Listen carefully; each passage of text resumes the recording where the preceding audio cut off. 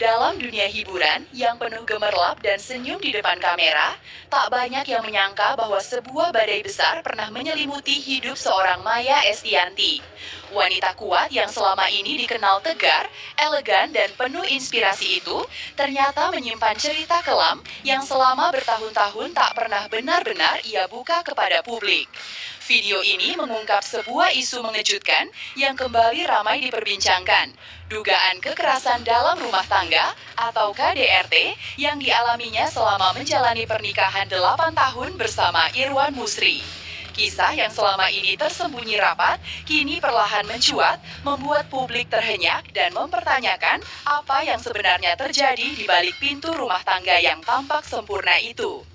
Di balik unggahan foto mesra, senyum hangat di berbagai acara, serta citra pasangan ideal yang selama ini terlihat, pernikahan Maya dan Irwan rupanya dipenuhi riak-riak masalah yang tak diketahui banyak orang. Maya memang jarang menyinggung urusan pribadi, namun kini kabar perselingkuhan yang dilakukan Irwan dengan rekan kantornya kembali jadi pembicaraan panas. Rumor itu muncul bersamaan dengan isu lebih besar, perlakuan tak pantas yang membuat Maya Estianty disebut sebagai korban KDRT. Bukan sekedar pertengkaran biasa, bukan hanya cekcok rumah tangga, namun sesuatu yang meninggalkan luka mendalam, baik secara fisik maupun psikologis. Dalam narasinya, Maya mengaku berulang kali merasa ada sesuatu yang tidak beres dalam rumah tangganya. Ia mencoba bertahan, mencoba memberi kesempatan, bahkan mencoba mengubur perasaan sakitnya demi mempertahankan keluarga. Namun ada masa di mana luka itu terlalu dalam dan isyarat dari Tuhan datang dengan cara paling tak terduga. Maya bercerita bahwa ia melakukan sholat istikharah bukan sekali, bukan 2 kali, tetapi 3 kali. Ia meminta petunjuk, meminta kejelasan apakah ia harus bertahan atau pergi.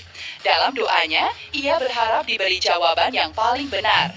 Dan justru setelah istikharah itulah semuanya terbuka, terang-terangan, tepat di depan mata ketiga putranya, Al, El, dan Dul. Pada momen yang membuat bulu kuduk merinding itu, perilaku Irwan Musri terhadap Maya berubah menjadi sesuatu yang tak bisa lagi ditutupi. Perlakuan yang selama ini hanya Maya rasakan, kini disaksikan langsung oleh ketiga anaknya. Tidak ada lagi yang bisa disembunyikan, tak ada lagi alasan untuk menyangkal.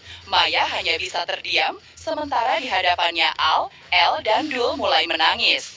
Tangis 3 anak yang selama ini dikenal kuat, mandiri, dan penuh cinta kepada ibunya.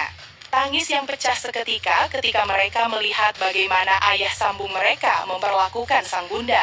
Momen itu menjadi titik balik. Tangis mereka bukan hanya bentuk kaget, tetapi juga patah hati. Mereka akhirnya menyadari bahwa ibunya selama ini menahan sakit seorang diri. Dalam suasana haru penuh ketegangan, Al memeluk ibunya erat, El tampak tak sanggup berkata-kata, dan Dul tidak bisa menyembunyikan emosinya. Ketiganya benar-benar tersentak melihat kenyataan pahit yang selama ini tak pernah mereka duga. Bagi mereka, Maya adalah segalanya. Dan melihat sosok yang mereka cintai disakiti, menyisakan trauma yang bahkan mereka sendiri sulit untuk menceritakannya kembali. Setelah kejadian itu, Maya mengetahui bahwa perjalanan rumah tangganya tak bisa lagi dipaksakan. Dengan hati berat, ia mengumpulkan Al, El, dan Dul. Di ruang yang sunyi namun penuh emosi itu, Maya menatap satu persatu anaknya sambil menahan air mata. Ia berkata bahwa ia ingin berpisah dari Irwan Musri.